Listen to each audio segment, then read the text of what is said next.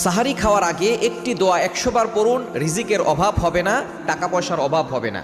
আমরা অনেকে কিন্তু সাহারি খাওয়ার জন্য উঠি, আর এই সাহারি খাওয়ার সময়টা এমন সময় যে সময় রাতের শেষ অংশ, এই সময় আল্লাহ তাআলা নিজে প্রথম আসমানে আসেন। এটা হচ্ছে তাহাজ্জুদের সময়। আমরা অনেকেই কিন্তু সাহারি খাওয়ার জন্য উঠি, এই তাহাজ্জুদের সময়টাকে আমরা অনেকে কাজে লাগাই না।